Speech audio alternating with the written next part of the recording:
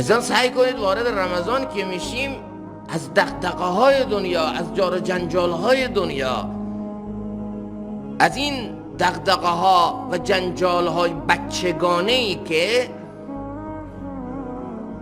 مال کساییه که هنوز به بلوغ ایمانی نرسیدن، مال کساییه که هنوز ناپخته و خامن، درگیر یک سری مسائل، نام و ننگ ها، رسم و رواج ها، رقابت های ناسالم، چشم هم چشمی ها.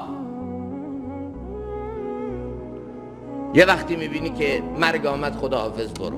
این هنوز داره تیمشو میچینه، هنوز داره برای خودش طرفدار جمع میکنه، هنوز داره برای خودش دسته و عده فراهم میکنه، کی بره کی بیاد، کی با منه کی بر علیه منه، کی منو خوب میگه کی منو بد میگه، من از نظر مردم چطوری ام، ثروتم چقدر، موقعیتم چقدر. تو همینا گیره. یه دفعه میبینیم موت آمد بریم. خب من که اینا رو داشتم آماده میکردم، اصلا فکری برای اون ور نداشتم. اینا هیچ، همه از دست رفت، صفر شد، اسمش شد جنازه. اون طرف هم آمادگی برای آخرت نیست. واویلاست. قبل از اینی که ما با اون صحنه روبرو بشیم که به ما بگن آقا بکش خودتو از همه جار و جنجال های دنیا و منو استرارن و من رو مجبور کنن و بکنن با مرگ از اینها، خودم رو از اینا بکنم. یه مرگ اختیاری. در حدیث آمده خودت رو جز اهل قبور بشمار. یعنی چی؟ یعنی طوری با خودت فکر کن که گویا من مرگ رو تجربه کردم، دیدم اون لحظه ای رو که همه تعلقات دنیا، دلدادگی های دنیا، وابستگی های دنیا با آمدن مرگ تمام شد.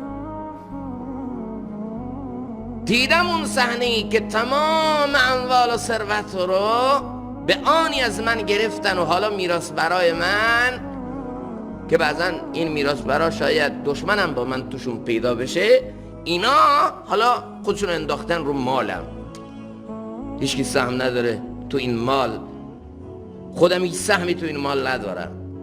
گویا مرگ رو تجربه کردی، الله به تو فرصتی داده دوباره برو یه ماه دیگه تو رمضان زندگی کن. حالا گویا این مرگ رو تجربه کردی، این فراق و جدایی رو گویا تجربه کردی، خدا به تو مهلت داده یه ماه دیگه برو تو زندگی کن. اگه به اینایی که تو قبرستان ها خوابیدن یه رمضان امسال رو مهلت بدن، میگه خیلی خب برگرد بیا این یه ماه دیگر هم بندگی کن، بعد برو. اون یه ماه رو چطور بندگی میکنن؟ رمضان رو اونطوری بگذرونیم، خودمون رو جز اهل قبور بشماریم و رمضان بگذرونیم. طوری رمضان رو بگذرونیم گویا هر ساعت رمضان آخرین لحظه زندگی ماست. این سحر آخرین سحریه، این افطار آخرین افطاریه، این قیام و این تراویح آخرین تراویح منه، این صیام، این روزه امروز و دعاهایی که تو این روز مقبوله با روزه، این آخرین فرصت زندگی منه. چطور اینا رو میگذرونیم؟ اگر با این روحیه، با این فکر وارد رمضان شدیم، میتونیم از رمضان استفاده کنیم. اگر نه، بدون هیچ آمادگی روحی، آمادگی فکری، بدون هیچ برنامه‌ای، بدون هیچ دعایی، با همون غفلت ها، با همون جار و جنجال ها، با همون دغدغه های دنیوی وارد رمضان شدی، تا چشم به هم بزنی رمضان میره و نمیتونی رمضان فایده‌ای ببری، استفاده‌ای بکنی.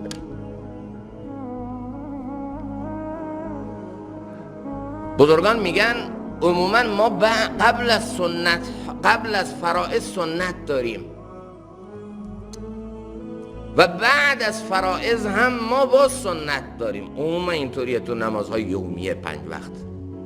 مثلا ظهره شما 4 رکعت اول میخونید سنت، باز میخونید 4 رکعت فرض، باز میخونید 2 رکعت سنت. این سنت هایی که ابتدا یا انتهای فرض وجود داره فقط برای تکمیل فرضه، آمادگی فرضه، یا اگر نقصی در فرض بود با این جبران بشه، اون فرض خوب ادا بشه. برکتی که تو فرضه، نورانیتی که تو فرضه، قرب و وصلی که تو فرضه، تو هیچ نفلی نیست. برای همینه که نبی ما انتظار فرائض رو میکشید.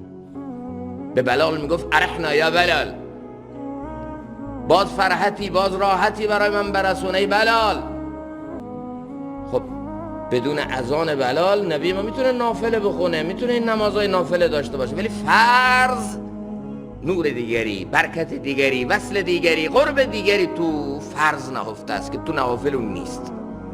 لذا آمادگی. ببینید نبی ما قبل از رمضان به ما دعا یاد داد. وارد رمضان میشی با دعا، با نیاز از 2 ماه قبل.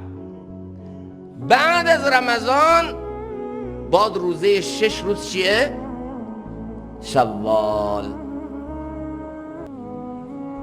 اون روزه برای چیه؟ برای اینکه اگر ما در طول رمضان یکی فطریه داریم، یه عبادت مالی، یکی دیگه 6 روزه شوال، این فطریه، این عبادت مالی، این صدقه و اون 6 روز شوال که اگر کسی توفیق پیدا بکنه بگیره مستحبه، اینا برای اینه که اگر ضعفی تو رمضانت بوده، کوتاهی تو رمضانت بوده، با اینا جبران بشه.